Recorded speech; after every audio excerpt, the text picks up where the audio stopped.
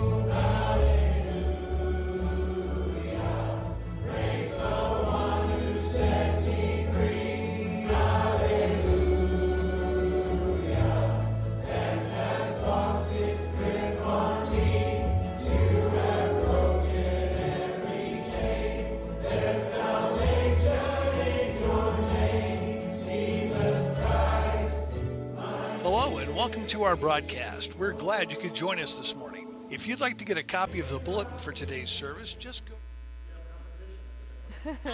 It's good competition. That is good competition.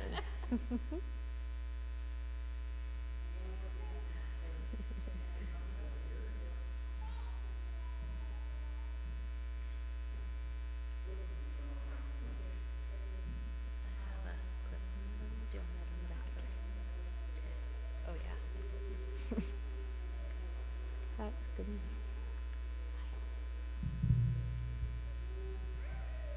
Okay, I'm going to use this because we're also broadcasting and recording, so we have this for posterity. So, I am Tim Allen. I'm the audiovisual lead here at Christ Fellowship Church, and this is a seminar that we kind of found some people in our fellowship were getting scammed by people, and we know it's getting more prevalent, and we wanted to present this for you guys.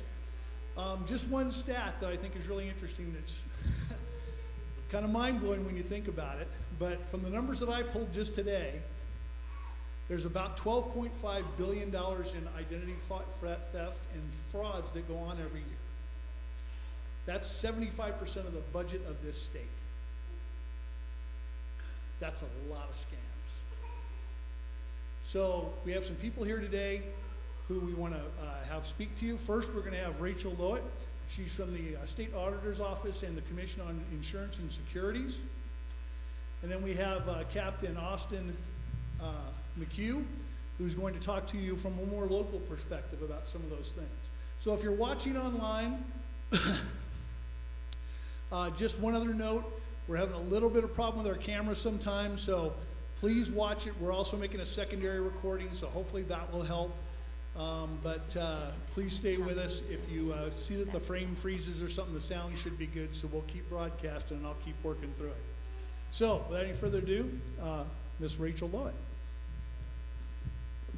Hello, can everyone hear me okay? Awesome. Well, thank you for the introduction, Tim, and thank you all for coming out tonight. Hopefully, by the end of this presentation, you guys all learn a little something about fraud and how to fight it and how to spot these scams, because you'll realize that it's a really, really important topic, and like the statistics that Tim just gave us, it is a lot of money that's going into these scams, and so we're going to talk a little bit about it today. So we'll get right into it, fighting fraud in the 406. So like Tim said, we are the CSI, which is the Commissioner of Securities and Insurances, and we are entrusted with protecting Montanans from bad actors, so these scammers, by regulating two of the state's largest industries. It is our mission to inform consumers and industry through education and outreach, which is part of what we're doing today. And we investigate complaints and we prosecute fraud, and then we provide customer service that is both responsive and meaningful. So we do our best. Our team works really, really hard to make sure that your complaints are heard and that we're doing something about it and staying on top of these scams. So here is a video. Hi, I'm James Brown, Commissioner of Securities and Insurance. I'm sorry I couldn't make it today, but I wanted to say a few words. Thanks for coming and learning about the frauds affecting Montanans. You are the first and best defense against scammers. Oh, and one more thing. I'm not really Commissioner Brown. This video is fake. It was created using artificial intelligence. My team made it in just a few minutes using a free deepfake software. So just remember, you can't trust everything you see online. Is it easier to tell this video isn't real now that you've been told it's a deepfake? Notice how my eyes shift unnaturally and how my fingers warp. It's very easy for someone on the internet to create one of these videos. Don't believe everything you see. Practice a healthy level of skepticism. Yeah, so that's a really great example. If you know Commissioner Brown well, then it's pretty easy to tell that that's not really him. But if you don't know him very well, that's a pretty good example of an artificial intelligence made video. And it's catching, similar scams like these are catching people off guard. People use AI technology to pretend to be your daughter or your aunt or your uncle to try and call you on the phone and scam you out of money. So it's really scary, and it's something to watch out for. So that's a great video to start us off with. So fraud is on the rise nationwide. This is not just a problem in Montana, this is everywhere. Since 2023, there's been a 33% increase in these scams, and it's cost $16.6 billion lost to internet crimes alone. And we've got some graphics there if you can see about how that rise has been tracking since 2020, those trends, and they just keep getting higher and higher.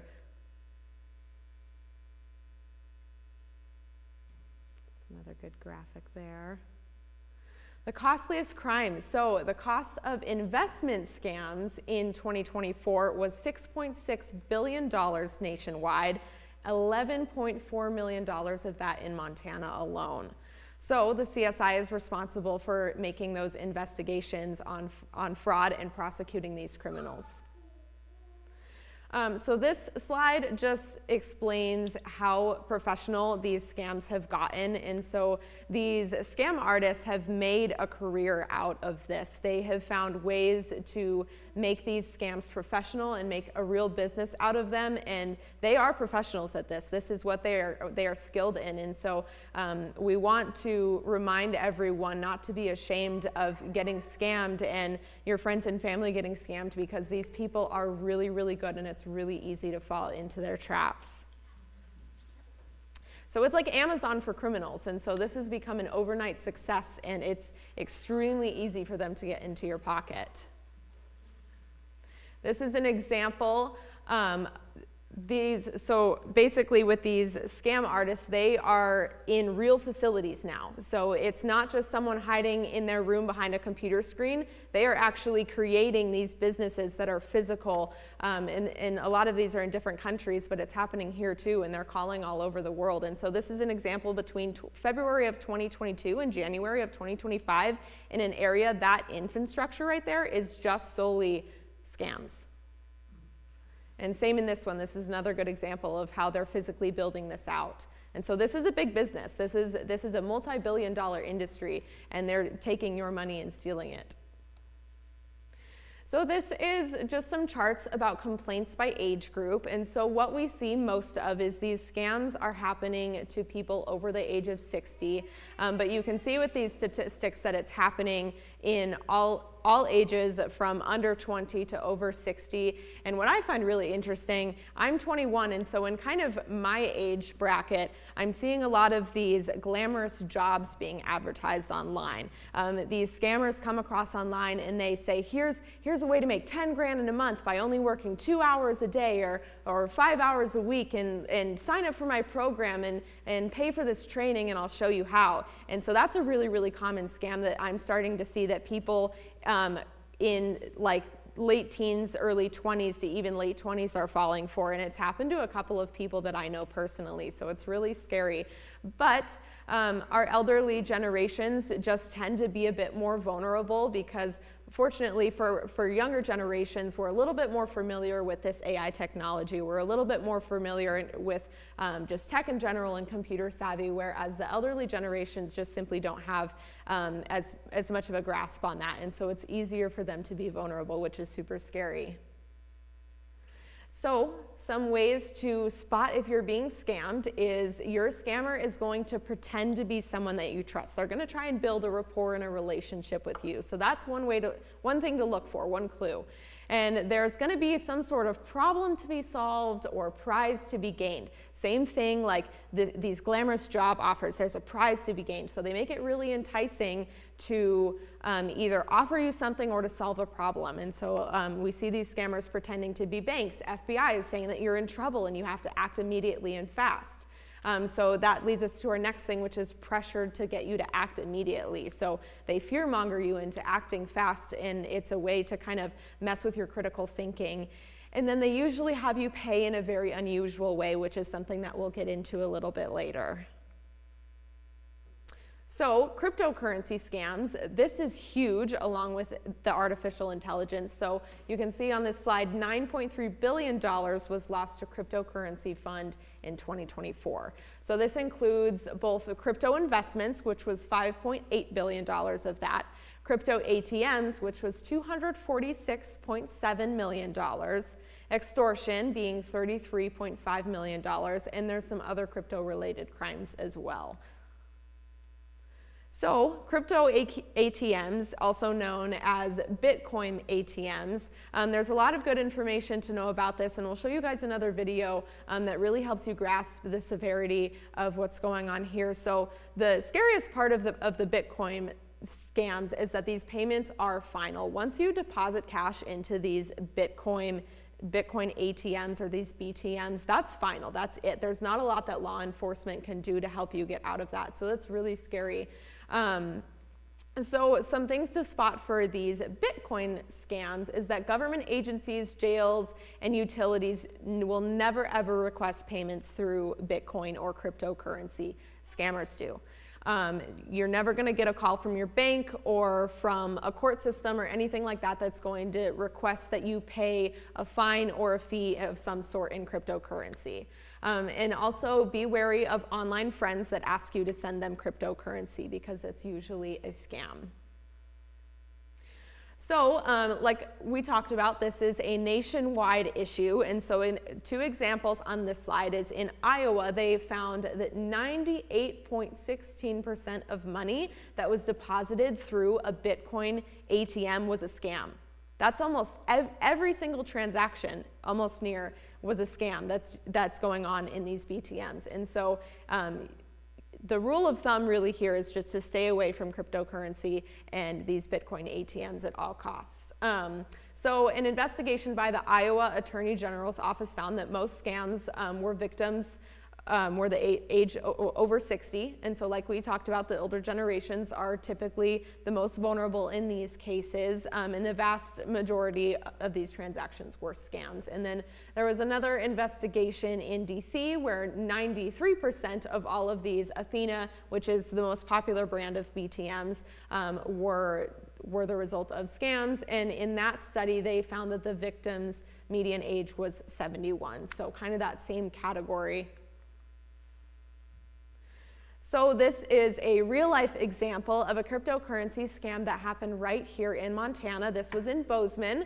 This was a 73-year-old resident out of Bozeman that was contacted late at night via Apple on their Apple iPad. So the scammer was pretending to be Apple. So really easy, legitimate way to get someone scammed. And something similar to this actually happened to my mother. She kept getting these notifications from what was said to be Apple on her Apple iPhone saying that they were going to shut her phone down because she was late on a fee. And then we did a little bit more digging, and it was in fact a scam. So in this case, the scammer told her that her computer was hacked and that the FBI was involved. And so this is where that fear mongering comes in. And she stayed with on the phone with the scammer all night. And by the time that all this fear mongering happened, she was instructed to withdraw $36,000 in cash from her bank and deposit it into crypto ATMs. And she deposited all $36,000. Very scary. So this is going to be another great example. So we'll play this video for you guys. Scammed. They're scamming you. No, they're not. One of thousands of Americans caught in a growing global crime spree that's no secret to police. This is the police department. I don't care. Or even store clerks. A lot of people have been scammed recently. From Georgia. Somebody on the internet, some scam caller told them to do this. To Massachusetts. What they tell you to do? Take $31,000 and then put it into Bitcoin. Oh, Texas. I know there's been elderly lady feeding thousands of dollars into the cryptocurrency machine. Please, I have to bank on the phone. I'm in danger. Okay, no, you're not, ma'am. And Ohio. How much money have you already sent to them? $10,700. Jesus Christ. Man. I even talked to one of these scammers. You need to withdraw $9,500 from your account. And you'll see how he tried to steal 10 grand. This is a scam. You know it, and I know it. I'm talking to the reporter. In all of these cases, these machines, called crypto ATMs, become the getaway car for the scammers who prey on victims, like Gus Kaysen. That's where I stuffed them $100 bills. It would prompt you for everything to come up, and I had him on the phone too. Had you ever seen this before? Never been here before, never been here after. Just outside Cedar Rapids, Iowa, is where Gus Kaysen calls home. Age 71, a retired union worker and superfan of the band Nickelback. 2 years ago, as he was recovering from a stroke. I got a phone call. Well, he told me he was president of the bank. I said, now you tell me, I want you to swear that you're not a scam. I swear I'm not a scam and all that. He convinced me. He was good. He was good. I just had a stroke. I wasn't thinking right at all. The scammer told Gus that he would be arrested unless he withdrew $15,000 in cash and deposited it in that crypto ATM. It looks like a normal ATM, but a crypto ATM is different. Put in cash and it converts it into cryptocurrency in an instant. Victims like Gus have lost about $240 million so far this year, says the FBI, double the pace of last year. I should have known better. I should have known better. I was stupid enough. I fell for it. The scammer took off with Gus's cash in the form of cryptocurrency. But the crypto ATM company also made money from the transaction. Our investigation found the companies that operate crypto ATMs profit off the fees and markups, often at 20 to 30% that they charge on transactions, scam or legit. And when police have seized the scammed cash out of the ATMs, the crypto ATM companies hit back hard in court to get that cash back, which is what happened to Gus Kaysen. This is our evidence processing room. Major Chad Colson and his deputies at the Lynn County Sheriff's Office managed to recover the $15,000 in cash that Gus had put into that crypto ATM as evidence in a crime. How confident were you that the victim would get that money back after you took it out of the machine? So we were very confident. His confidence was short-lived. Bitcoin Depot, the company with the most crypto ATMs in the US, fought in court to get the $15,000 back. The company points out its machines, like many crypto ATMs, have multiple on-screen warnings, alerts of scams, and requires that customers agree that they're only sending money to their own accounts. So in court, Bitcoin Depot won. We ended up getting a communication from Bitcoin Depot. They said it was a glorious day, gentlemen. When can we come get our money? Which was our victim's money. A multi-million-dollar company is overjoyed that they get $15,000 and our victim is, hurting. I mean, that's their life savings. Bitcoin Depot has used tough tactics to stop police from seizing money for evidence, like threats to immediately litigate or suspending fee refunds in entire states if a single officer tries to seize cash. Bitcoin Depot even sent an Amazon gift to mock one police department, a copy of the U.S. Constitution with a note calling the seizure of a scam victim's money a Fourth Amendment violation. After we reached out to Bitcoin Depot about these messages to police, the company told us the messages were unacceptable, and the employee responsible is no longer with Bitcoin Depot. What do you think, Gus, that everybody seemed to get money but you? Who saved that money? Bitcoin had no business getting that money at all. I mean, really, especially when it's a scam. You think that's fair? Well, hell no. Lawsuits from attorneys general accuse the top 3 crypto ATM firms of profiting from scams and not protecting customers. Iowa's AG, more than half of all money taken in by Bitcoin Depot in Iowa over 3 years came from scams. Washington, D.C.'s AG, at least 93% of deposits over several months from Athena Bitcoin machines came from scams. Athena Bitcoin tells CNN it strongly disputes the allegations in the complaint and says it has strong safeguards against fraud. Bitcoin Depot tells us we do not profit from scams and the vast majority of our customers use our kiosks for lawful purposes. The company adds, if it can't stop the transaction, it reviews every potential scam case individually for possible fee relief or refunds. But we spoke to nearly a dozen victims who were tricked by scammers while using Bitcoin Depot machines, and only one said she got a fee refund. So this one is a popular spot. Very popular. Woodbury, Minnesota Police Detective Lynn Lawrence We're just checking out the Bitcoin machine. is on the front line of battling crypto ATM scams in her Minneapolis suburb. You have seen people at this machine? Yes. Getting scammed? Yep. In the middle of a scam? Yep. And they pump the money in? Yeah, it looks like they're at the casino, just shoveling it in. Multiple local law enforcement agencies tell us crypto ATM companies could do more to stop the scams. Are they making money off of crime? Absolutely they are. What would you say to these companies? Do better. Do better, because you're doing a disservice to so many people. And if you can put cigarettes behind the counter, why can't you put the Bitcoin machine behind the counter? The Woodbury police say the reason why scam victims are almost always out of luck is because of crypto's speed and anonymity. They're then skipping from wallet address to wallet address as it moves along. Detective Lucas Rogers tracks scam patterns that start at crypto ATMs in his Minnesota town. This is pretty indicative of like money laundering type behavior where transactions are one by one kind of peeling into an overseas exchange. Those yellow dots are overseas exchanges on the continent of Asia. The different parts of Asia? Yep. How long does this take? Once the money is entered into the machine, in a matter of mere seconds to minutes, this money can basically go anywhere in the globe. This specifically is organized crime not occurring here in the U.S. The connection is secure and everything is safe. That crime sounds like this. See, you're talking to the Geek Scott from the Best Buy. What you're watching is a scammer trying to steal money from me. We called what appeared to be a U.S. phone number on this official-looking bill that was emailed by the con artist. So, you need to accept the refund, okay? In this scam, the false claim is that this company refunded me too much money and I must send it back to avoid committing a crime. Once it will ask you for the amount, give a $, then 100, that's it, okay? Oh, no. What happened? That says 10,000. Oh my God, I'm trying to fix it. I told you please don't make any mistake. This is an illegal fund. You need to transfer that money back to our company. You need to go to your bank, okay, and you need to withdraw $9,500 from your account. Okay, I'm walking now. I'm gonna go to the car. While you're driving, you don't have to talk to me, and you don't have to talk to me inside the bank as well. Should I call my husband?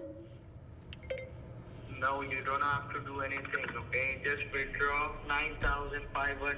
After I pull out the cash, he wants to see proof. Take a picture. Take a picture of the money? Yes, it's good.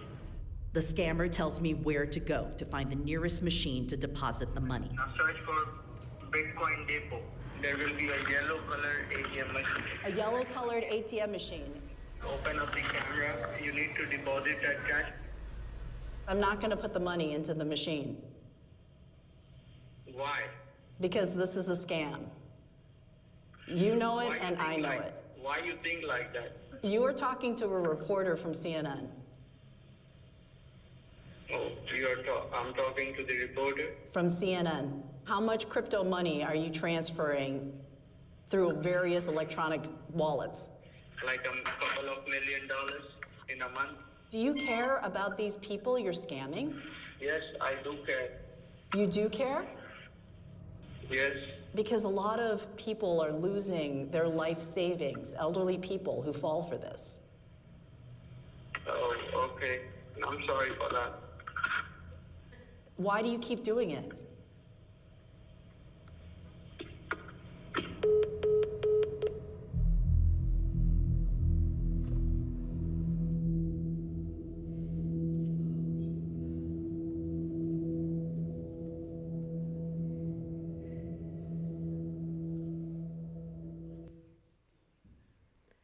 Yeah, so that's a really great example of how easy it is. These scammers are pretending to be legit companies and legit people, and they fearmonger you into thinking that you're doing something illegal or that you have this big risk that you're going to lose if you don't act right away. And it's super easy, and that was a great example of how scary cryptocurrency is and how fast and efficient it works. And these scammers have learned how to use that and take advantage of it. So it's really scary, and it's clear that it's super, super common, and so you've got to be really careful.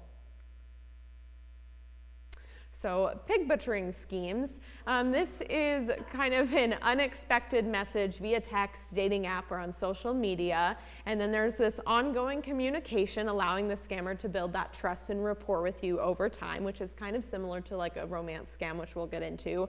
And then it's typically a phony crypto investment using guidance from the scammer. So as we saw with that reporter from CNN, the scammer knew exactly what he was doing, and he walked her through every step of the process, making it feel super reliable and super trustworthy because he knew all of the correct steps to take to get exactly what he wanted.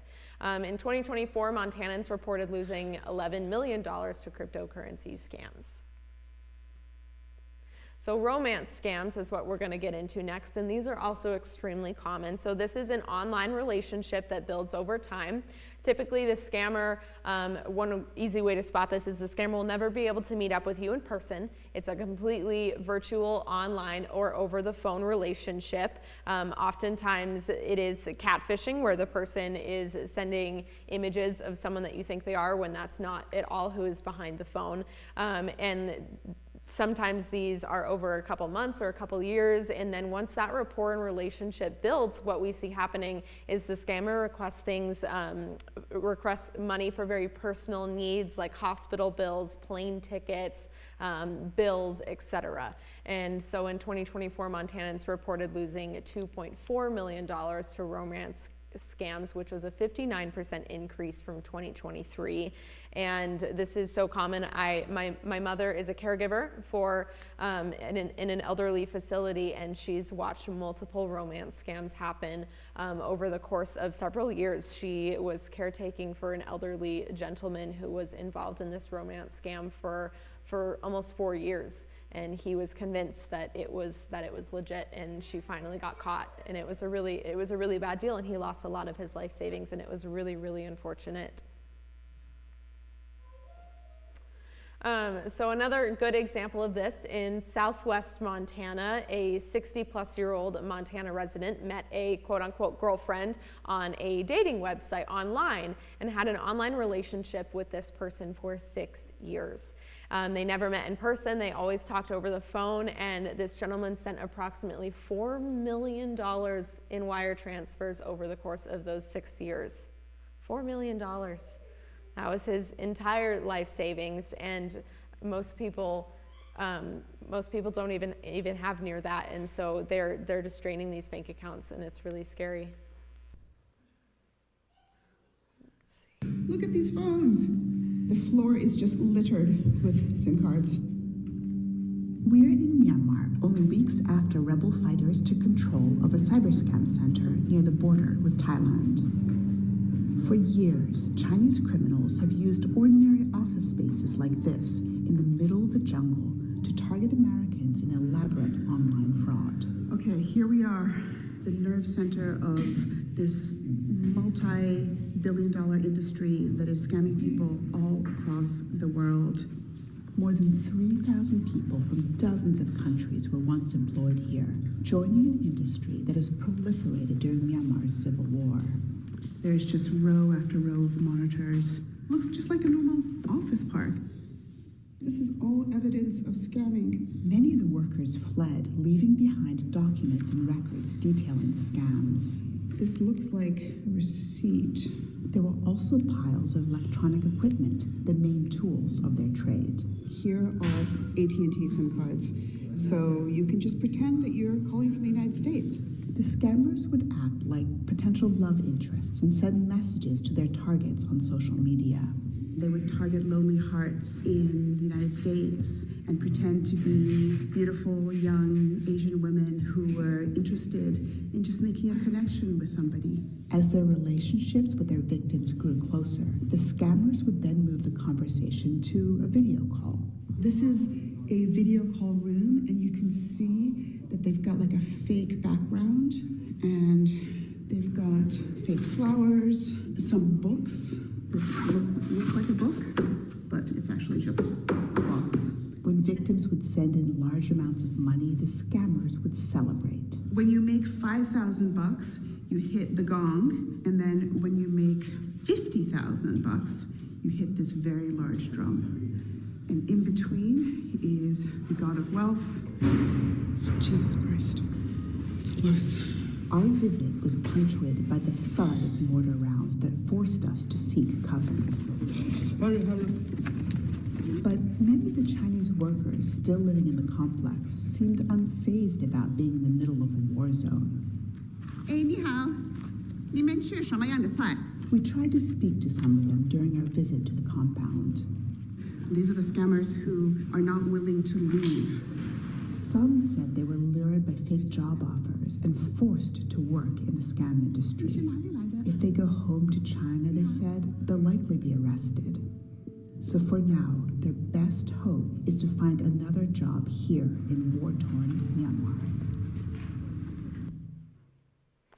So it was a really good example of how professional they are and how dedicated they are to making these scams realistic. And what we see in that video that is even more scary is that there are people getting scammed into scamming. So they're getting scammed into these jobs to be workers for these scammers that are ahead of them. And as we see in a lot of these countries, they have no other option but to be there. Slavery. Exactly. Yeah, it's scary.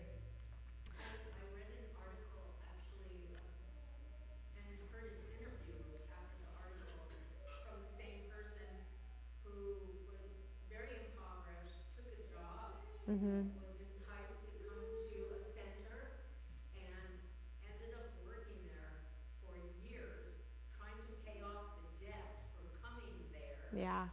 Sleeping on the floor. Eventually he was able to buy his way out, but it took him 12 years. Oh my gosh. When he got out, his main purpose, he said, in talking to the American interviewer, was, I need to make sure the world knows that this is happening to vulnerable people, and they basically use them as lab rats. Yeah. To take advantage of other people. Yeah. It's very scary. Yeah, it's scary, and it's really easy to fall into these traps, as we're seeing. So as far as investing goes, if you are looking to make investments, it's really, really important. It's crucial that you do your homework. Research anyone who offers to sell you an investment, whether that's a stock, a bond, etc. You can call our office, the Commissioner of Securities and Insurances. We are here to help. We're very responsive. And then you can also look up these people that are trying to sell you investments online to make sure that they're legit. And there's a couple links up there for that, and we can always get you that information as well if need be. That information is always available at our office, and if we can't help you personally, we know exactly where to direct you if you need help or someone you know needs help. And so please don't be afraid to reach out to our office. So some of our CSI resources, our team is very good, very responsive. Like I said, we have a FAST team, which stands for Financial Abuse Specialist Team. So we've got a crew of people in our office that specialize in this, and we have investigators who are working constantly to try and beat these scams and stay on top of it. I'm just going to add about the FAST team, and I think what's super important is that time is of the essence. And so this FAST team has the name because it's important that when a report is received that we're able to act fast. And so it includes folks from our legal department. We have investigators on there, and we review all cases within the first 72 hours because there are certain abilities for banks, if they're notified that something may be fraudulent, they can put this temporary hold. So there's some things available, but once the money's gone, it's gone. So that FAST team is, it's about 5 years old. It's solely within our agency, and so reporting is super important, and the timeliness, because there are mechanisms in place that can try to help you back out or at least save a fraction. So I just want to add that. Yeah. Yeah, and to follow up with what Molly said, thank you, Molly. Montana is very fortunate to be one of 6 states that has a restitution fund, and so this comes from various places where we actually can help these victims gain back. It's usually not all, but it can usually be a portion of what they've lost, and so that's called the Lynn Egan Memorial Securities Restitution Assistance Fund. And it basically awards money to eligible victims in Montana who have been victims of these scams and frauds. A good example of this is the CSI ordered $247,000 in restitution in the 2024 fiscal year. So we're very fortunate to have that resource, and we try to make sure that we stay on top of that so we can at least be in some assistance to these victims. So one of 6 states, so that's a really cool addition to the system that we've got going on. Total restitution has been $2.2 million, so that is a good number. And then lastly, it's important to know that you are your first offense. Hopefully you guys gained something and some knowledge that you can share with your friends and family about these scams today, because at the end of the day, if you can stop it first from hurting yourself, from your friends, from your family, that is going to be your best defense. It's really, really important. It's crucial that you guys are aware and educated and are staying informed about the rapid scams that are going on in our state, in our country, and worldwide.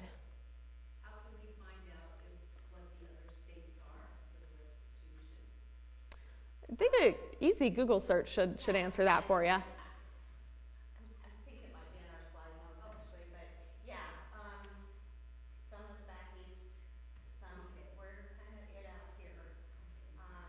It has to be passed by the legislature. It's funded through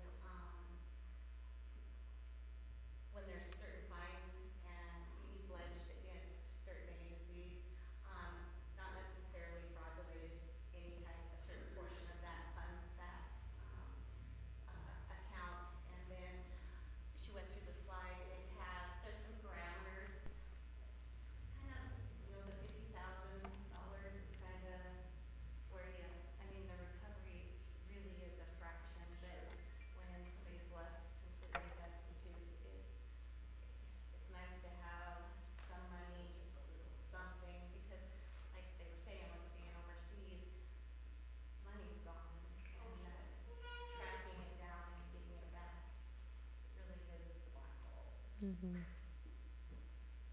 Does anyone have any questions?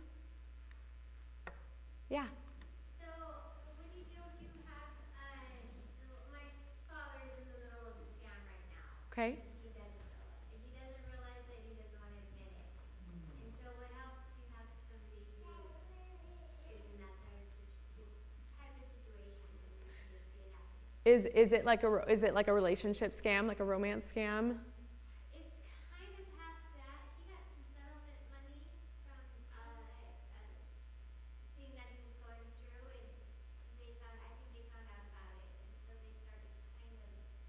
It was kind of like a romance one, someone he met online who had someone they knew in Billings who's a billionaire, and he gave him this much money because he gave him more money back. It's just this big thing, so he's making enough money, and it's like you had said before with the weird ways that you have to pay. Mm-hmm. Apple cards Don't and worry. stuff like that. Yeah. And so it's been going on for a couple months now, but I think they're just trying to get a hold of as much of that money as they can from the settlement. Yeah, absolutely. I think that the best way, it's difficult when someone is vulnerable like that and they don't want to accept what's happening and they don't understand it. It makes it really difficult. I would say to, for sure, try to get a hold of some of this general information and show him the statistics, and kind of now you know a little bit more about the process and exactly how that's happening. And then if he needs someone, if he can get a hold of someone from our agency and we can direct him to some more education about that, then we're happy to take that phone call as well. And Molly, do you have anything to add on that?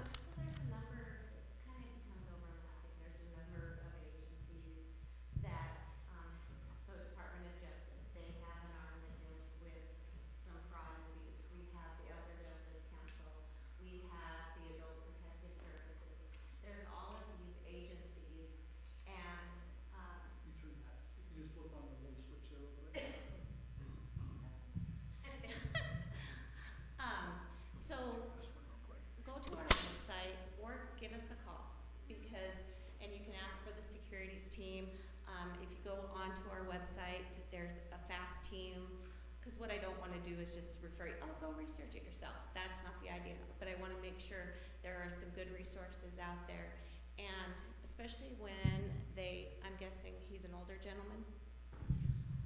Yeah, and I don't know, just know there's some things you should consider. There's trusted party relationship forms that you can execute, where if a bank gets notified or an investor sees something that's unusual come through,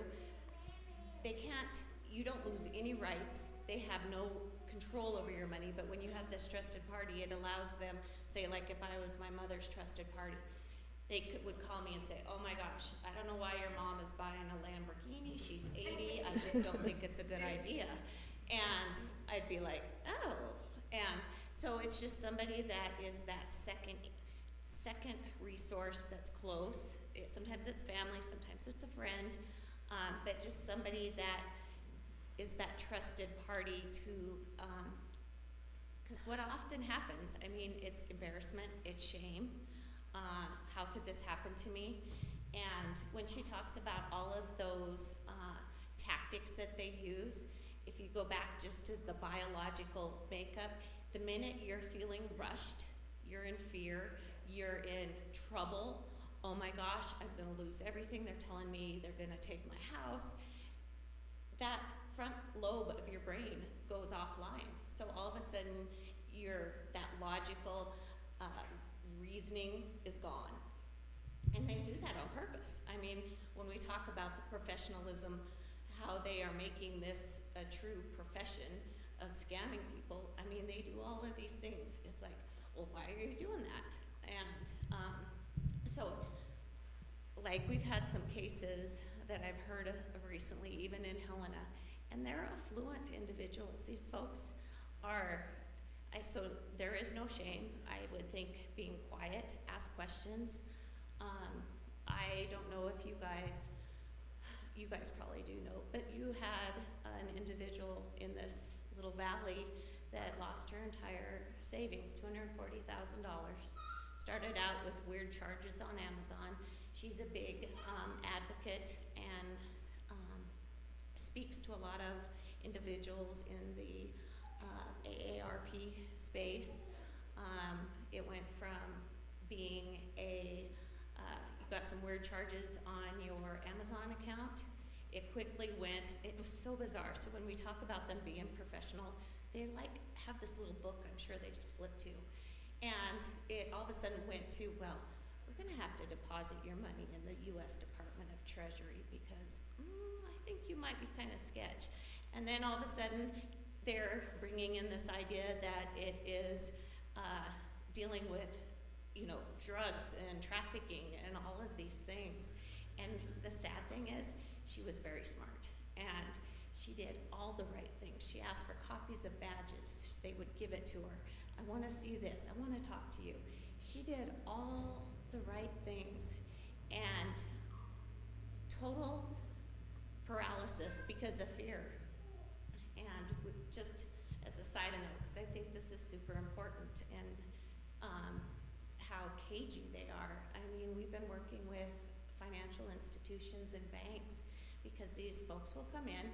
It's training them to watch for those red flags where somebody comes in, they're clearly in distress. They're on the phone with somebody and that person is threatening them to say, don't you say I'm on that phone and I need you to withdraw this money. Don't you tell anybody. And some of the bank tellers are being trained that when it's super suspicious like that, they'll hold up a note and it says, is somebody on the phone and are they threatening you? And they're like, terrified. And so it's just community awareness, sharing the information and not being scared to ask questions. And when having somebody like you that is there, I mean, bless you. It's hard because these people are highly skilled, but there's a number of resources out there and between multiple agencies because they become overlapping. Mm-hmm. And so we'll give you, did you bring your business card? Oh yeah. She did because I didn't, I forgot. Yeah, Anyway, we'll give you a business card just yes. so you can reach out because we can get you in contact to that exact, some resources and share that. Because I want it to be meaningful and helpful. For all of those that came in this front door, just know that we have a table out here with some really great resources. Some that talk about the pig butchering. Isn't that just a morbid little a scam? And it's a thing. And it's exactly what you think. They're like fattening up the whole relationship to then take you out financially. And just on that note too, there's stuff on both sides of the foyer here because I got about 8 different things from the federal government. So please feel free to take those if you want to take a few for a friend. Don't hesitate to do that. Yeah, and when we head out, we'll leave some of that stuff as well. So we'll leave some copies for you guys and some business cards so that information is there. But we don't want to take up too much of your time. I know we've got another speaker this evening. Does anyone else have any further questions that we can answer at this time? Yeah. I understand the Bitcoin. Mm-hmm. Use the microphone. Let me share. I don't understand why they use gift cards. Because it seems like a lot of scams. They want you to buy gift cards. And we've had that.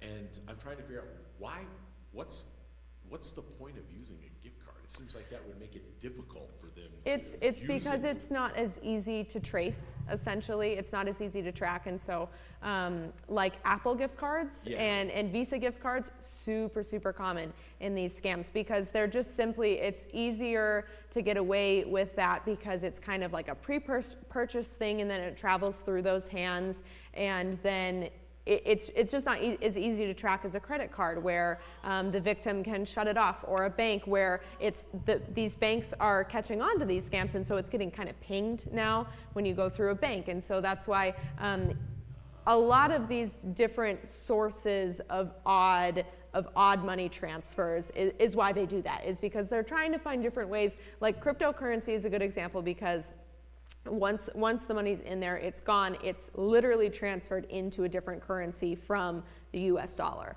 And these gift cards are just not as easy to track. So that's why they use that. Yeah. Any other? questions? Right, yep. Yep, the cash isn't as traceable once it's withdrawn, and then once it's inserted into that BTM, we saw that you normally can't get it back, and these Bitcoin ATM companies have gotten really good about finding ways around that, because whether they want to admit it or not as a company, they are profiting off these scams, and we know now that 98.16% of these transactions are scams, and so the companies really need to be accountable too. But yes, it's cash and gift cards are just not as traceable. So it's really easy. Yeah.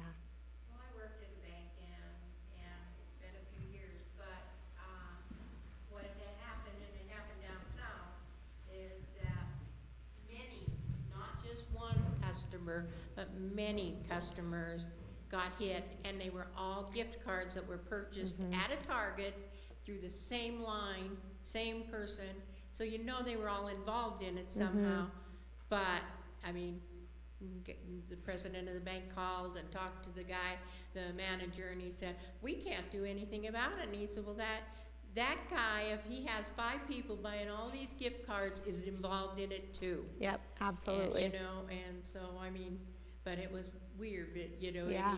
Anybody should know something's weird here. Absolutely. And stop something. Yeah. But, yeah. Yeah, and it was, I think we had like 15 customers. Yeah. Yeah, it's important to be very, very vigilant about that, and just overly aware. You can't be too aware, because they're becoming really creative and very professional, and just come up with really, really slick ways to get you. And so if anything is not authorized by you and is not confirmed legit, don't go for it. That's the takeaway here for sure. Well, they had made fake cards up, which they could do only, I think our limit was $500 at the time. And so on each one of those cards, they were taking $500 off of this account, this account, this account. Yeah. Yeah. There's forums like this where people are talking and sharing experiences and things. Knowledge is power. Yes. It really is true. And knowing that, not to be ashamed, 'cause again, these are professionals, and they're targeting. And so say something, and especially for loved ones, having that kind of sixth sense where you're like, ah. So, yeah. And it doesn't have to be older people, because my daughter got hit. Oh yeah, it's everywhere. They took every penny out of her account. The bank gave it all back. But, oh yeah. So yeah, it's a good table conversation, community conversation. Yeah, very. It really, there's tacticsing for each age class. They target different age groups in different ways. They're skilled in knowing where those weaknesses are and taking advantage of them. So it's everyone. So just to add to that particular point, in a past life, I used to do what Rachel's doing now for credit unions in Southern California. And one of the things that people found is that the two groups that never check their credit are kids and seniors.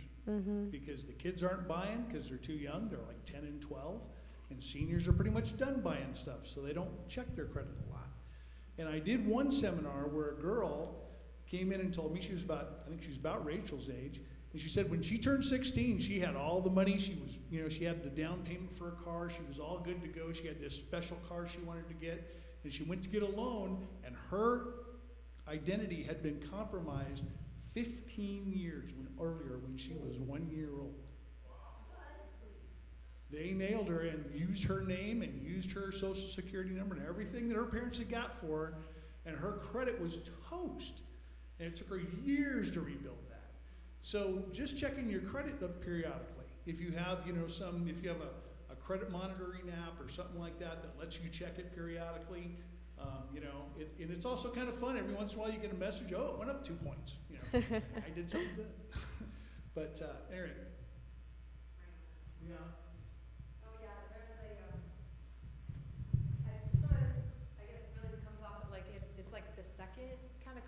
First one is like data theft, right? So like I had a friend in Helena who was a teacher and had taken out a lot of student loans to pay for school to become a teacher. And so they got a call one day, like his name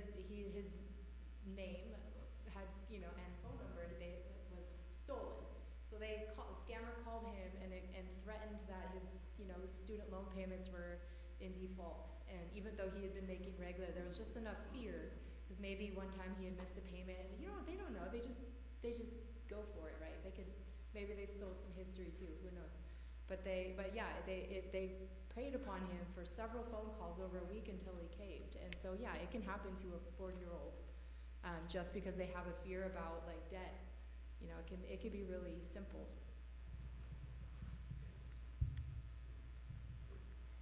Anybody else? Well, we all need a second line of defense, and so talking to friends and family, and somebody that cares about you is going to start asking questions like, what's going on with you? You know, you're acting kind of funny. Sometimes phone calls come in while we're visiting friends. I had that happen to one of my clients. Mm-hmm. Who was totally petrified, and fortunately was able to intervene with the bank many years ago before everything was stolen from her. She was an adult with disabilities and didn't have that filter, you know, so we can be the second and third line of defense for our friends and family Absolutely. members. They may resent it initially, but you know, in the long run, if you stick through it with them, we can really, really be helpful in preventing them from being scammed. The other thing is I do have a friend who lost $14,000 3 months ago into a crypto scam, who after she said, I knew it was a scam, but it was too good to be true.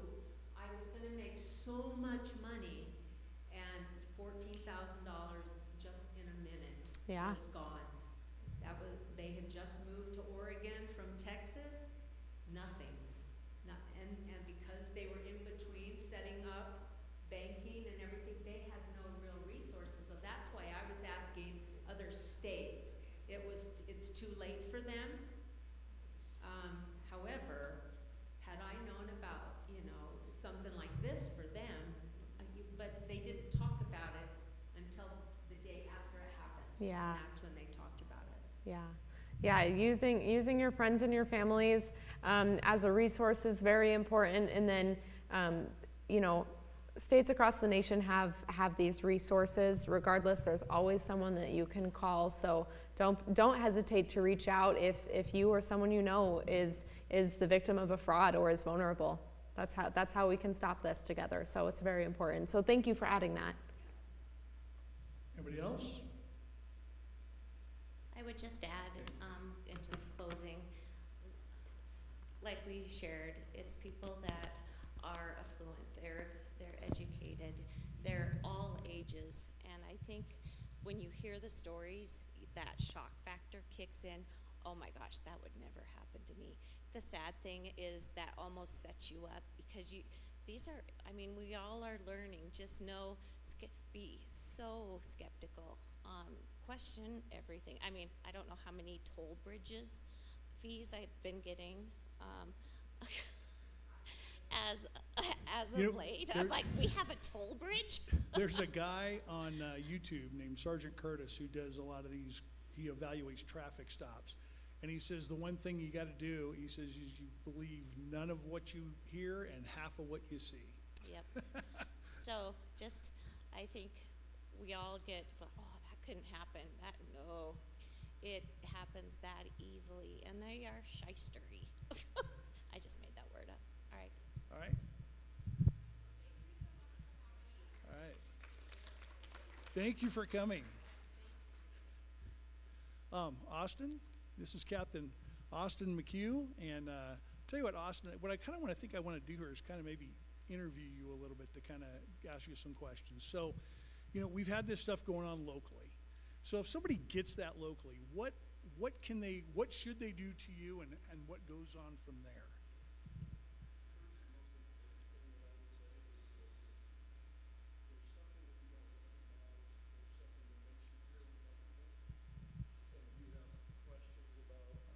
Let me see if you're muted here or something. There you go. But if there's something that you have questions about, you don't have an easy feeling about it, just call us and ask us. We will come to your house. We will look at whatever communication it is, whether it's in the mail or you can tell us what they told you on the phone. A lot of it threatens penalties that we would enforce. My office is never going to call any of you and demand that you pay us in Apple gift cards for a fine.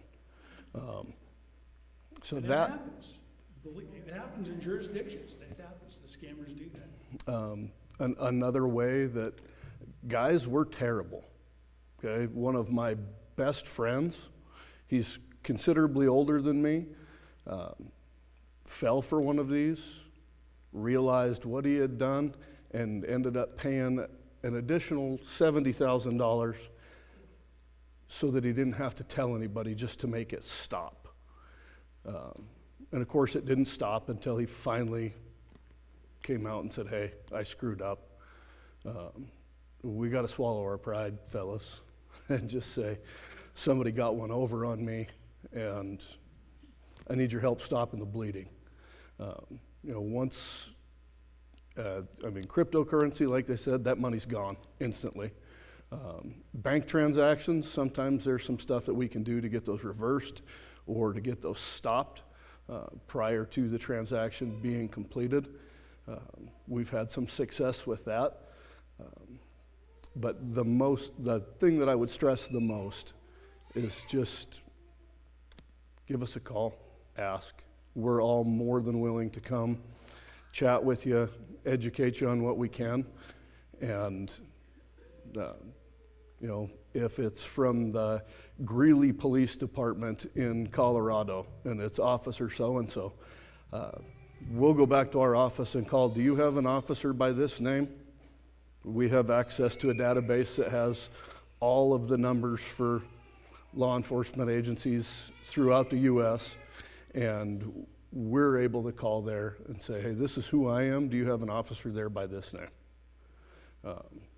I actually received a letter in the mail that I had a warrant from the Powell County Sheriff's Office from Deputy Smith. We don't have Deputy Smith here, but you guys, Sarah, I know you, looking around, there's not very many people that I do know in here. So most of you don't know me. Most people that would be victims of these crimes don't know the cops. Like, I know the guys that are in the bar all night, every night. We're on a first name basis. But you guys may not be aware of who your law enforcement officers are. In City Hall, there is a picture with the name of every officer for the police department. If you come into the lobby of the sheriff's office, all of our staff is on the board. In there's pictures, there's names. So that's another way that you can familiarize yourself to where you are and who can actually help you, or who's pretending. All right. Anything else you can add, or? Like they said, these people are very intelligent. And there are some of these things that you can't necessarily confirm on your own. And don't be scared to get help with that. My name's Austin McHugh, right? Anybody see something weird about my uniform? I was just looking at that. Okay, it says J. McHugh, right? So how do you know that I'm Austin McHugh? Right? Well, right now, you're in a position where you can figure that out. Hey, why do you have a J on your name tape? Okay, because my first name's John. They named me after my grandpa, and they didn't want us getting confused, so they called me Austin. It's been that way my whole life. But you had the resources to discover that. Now, if I didn't have an answer for you, or you couldn't confirm that, you guys know who my dad is, so that would be pretty easy for you to confirm. In the defense of this, he could tell you this story. And I mean, a lot of gear that looks a lot like what he's wearing can be purchased online and around the country. So when he says you can verify it, to go onto the county website or to go to them or call their office or something, that's something you need to do sometimes. I mean, you have to do that because they are that deceitful about what they're doing. Not at all. You know what, I know we watched that video and that guy at the end of the CNN piece hung up like he was upset with himself. Dude, that guy is not upset. His little chicken dinner just came out of the microwave and he needed to go. He didn't care with two shakes about who he was stealing money from. Okay? I don't know if it's changed. I can tell you when I did these 20 years ago, there was a Dateline piece they did where they went into a back room where they were selling IDs. You know how much your ID is worth in one of these rooms? $5. Because if you buy 100 of them and one of them pays off, they've paid 30 times over. $5. It's that easy. and it's little simple things. Now, I did a seminar one time for a city, and they asked me to come in because their employees were going to be on lunch, and it was kind of a community center, and I decided to do something just to see if I could do it. And I put a paper out front, and I said, I need your name, your phone number, and your employee ID number because you're going to get credit for attending the seminar. And 6 of the officers who were on their lunch break came in and put their ID number on that sheet. And I had, one of the ladies who was sitting there in HR was one of the few ladies in the whole group who did not sign up on that sheet. And I said, how come you didn't do that? She goes, you don't need that stuff. And I said, you're right. And everybody looked at me and I said, are you the one with the shredder? She goes, you're darn right I am. And she took it to her office and shredded that piece of paper. Because we're just willing to give up stuff because sometimes a guy dressed like this, they get close, because how many of you guys know what a sheriff's deputy is supposed to look like? I don't. I know what they generally look like. I know what they look like on TV. But if they get close, somebody can pull one on you. So you have to be careful. And that's not to say you shouldn't trust law enforcement, because if a guy rolls up looking like this and he's got the squad car and the lights and he's telling you you're speeding, I would suggest you comply. I'm sure your 2 favorite words are sovereign citizen. They are. So. Just know that there are people who are willing to go to that extent, because even if a guy really wanted to trick you and spent $1,000 to trick you, if he gets 2 out of you, he doubled his money. How many times can you go double your money somewhere? So, again, if you guys have any of those questions, their office is, you guys have somebody, I assume, on call 24/7? We do. You guys may call in the dead of night and somebody will get back to you the next day. But do not ignore that resource, okay? And do not ignore these resources, okay? The ones on the screen. The auditor's office, the insurance and securities office, use those resources. Take that material out there and just, even if you throw it in your junk drawer so it doesn't disappear, okay? You all know you have stuff in there from 1986, so. So. And, yeah. And just, and really quickly, just enter it into your phone, too. I mean, it's real easy to do. And just one other just another thing that's kind of popping in my head here is one of the old school tricks was they would send you an email that looked exactly like your energy bill, your bank, PayPal, whoever. And when you went to reply to it, part of the email said PayPal or your bank or your energy, but the rest of it had like 87 characters beyond it that was not where you thought it was going. If you ever get a call from somebody and they say, hey, your power bill hasn't been paid and you owe us $800, don't talk to any number they give you. Go call Northwestern, go call whoever your power company is, okay? Go back to them directly. Don't go through some link because they're trying to mess with you. Again, I can set up a website on Wix in about 20 minutes, for about 400 bucks. If I get 1,000 out of you, I'm gold. And I only got to get one. So, any other questions? One more thing, just because I want to drive home how terrifying AI truly is. Because a lot of this happens over the computer. Like the video mentioned, they can do an overlay, looks like somebody else, sounds like somebody else. I was on the Internet Crimes Against Children Task Force for a while, and when I went to that training, our instructors were incredible. But there was a gal in the front of my class that had her Facebook page open, and she had pictures of her children, and I saw the instructor pull her off to the side and talk to her, and she was nodding her head and agreed to whatever it was. And our instructor pulled her children's pictures, overlaid that onto known child porn images, and put it on the board in the front of the classroom, and that woman broke down and bawled because those were her babies up there, and it looked 100% legitimate. So if that can fool a mother, there's none of us sitting in front of a computer that they can't fool. And to piggyback on that too, when you get calls and nobody's there, and you keep going, hello, is there somebody there? The more words you say, the more times they can collect that sound and start to build a conversation that they can then have with your daughter, your son, your grandma, your aunt or uncle, your sister, your brother, wherever they are, and hey, somebody's been taken or somebody's stuck and you need to send money. Yeah, done. Another thing I heard was somebody calls, they answer the phone and they say, is this Donna? Never say yes.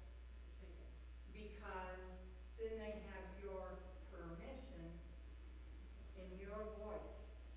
Right. To do whatever they want to. So Yeah. Again, those responses can all be recorded. So if you get a phone, if you get something from some number you don't know, let it go through, and if you want, call it back. It'll probably go to a dead line that's been spoofed.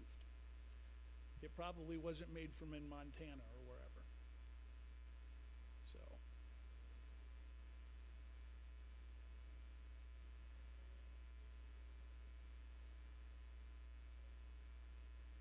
Yeah.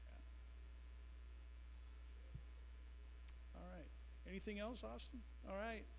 Everybody, thank you for coming. I know we had a little bit of problem that might be hung up right now, and they're just hearing us talk, but we appreciate you coming, and we appreciate you if you would share this with people, the information. Again, we have a lot of stuff back there.